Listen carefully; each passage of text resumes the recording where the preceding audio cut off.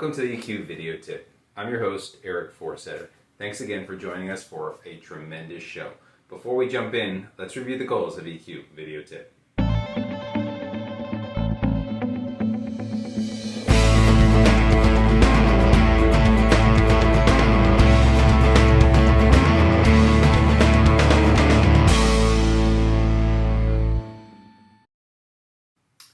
Welcome back. Today's show comes to us from Justin Bariso, who writes a great article about tips for working and living with extroverts.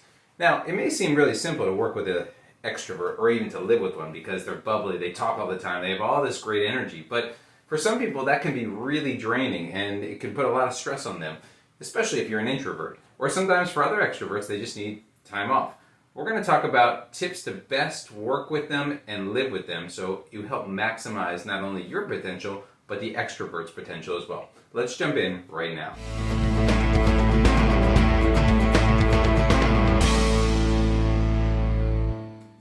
Tip number one, use us to your advantage. And when I say us, we're talking about extroverts. I'm probably an extrovert slightly myself. But in reality, what that means, if you need a big presentation or you need help leading something or facilitating something, the extrovert is that right person for the job. In fact, they love doing it. And if you're not a person who wants to be up in front of the room facilitating the group lead, that's okay. Delegate it to an extrovert. Use them and help them with their best ability so that it enhances the meeting that you're working on. Again, using an extrovert to the best of his or her abilities will make all of your meetings much more productive as well.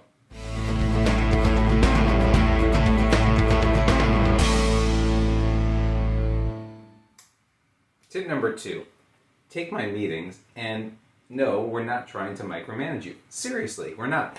Believe it or not, those meetings for extroverts that they schedule, they're not there to annoy you, but actually to involve you in the project.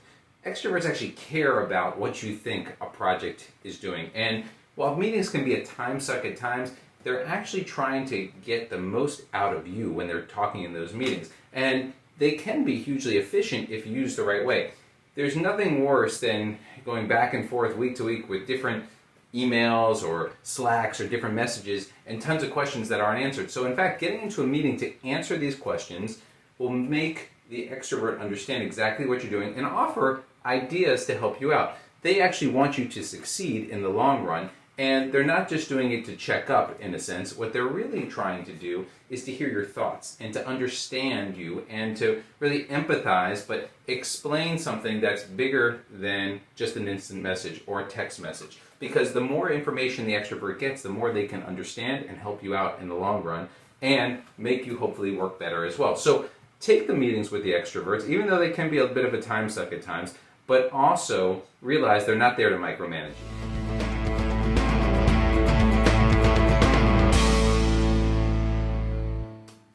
Tip number three, silence is hard for extroverts, so please answer them. Now it sounds pretty funny, but believe it or not, when they send you a text message or a Slack message or an email, they're sitting there on the other end of that technology waiting for that answer to come. And when that answer doesn't come, they start filling their minds with all these other answers of what it might be or what you're thinking or what's going on. So instead of letting them suffer, basically, as they're waiting for those answers, take a moment and say, hey, I'll get back to you in a day or a week or whatever it might be, because it's really important for them to not have silence in their lives. Believe it or not, they really need that extra attention, so to speak, just to say, hey, I'm thinking about it, I'll get back to you soon. When you do that, it's enough for them to understand, hey, you're going to get back to them, and what they care about is important too. Doing that will help you not only manage your relationships in the working world, but also in your personal life as well. So make sure that you understand silence is hard for them, and you have to answer them at some point as well.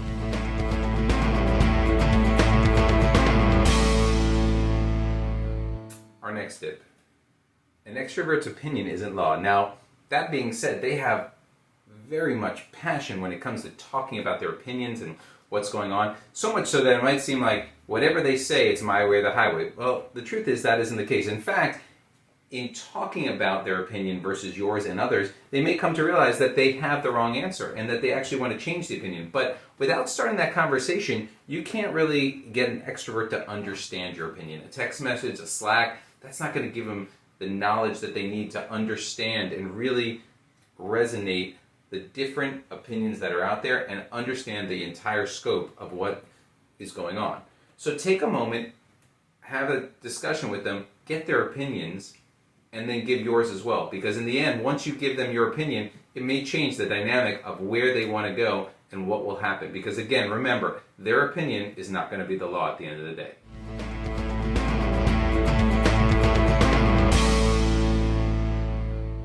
Our last tip, bear with us.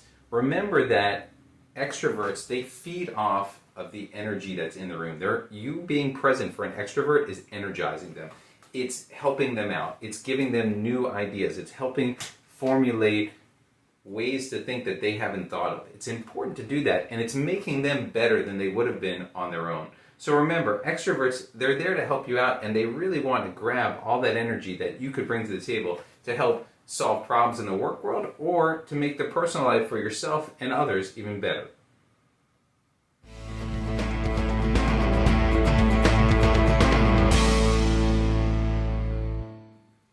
That concludes this week's EQ video tip. Thanks so much to Justin for providing such amazing tips on how to deal with extroverts. Here's a quick recap of what Justin went over and some ways to help you work better with the extroverts that you encounter in your life.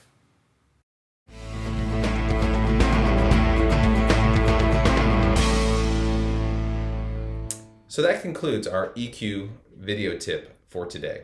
Try incorporating some of these tips into your daily routine. But remember, use what works best for you and personalize it for yourself.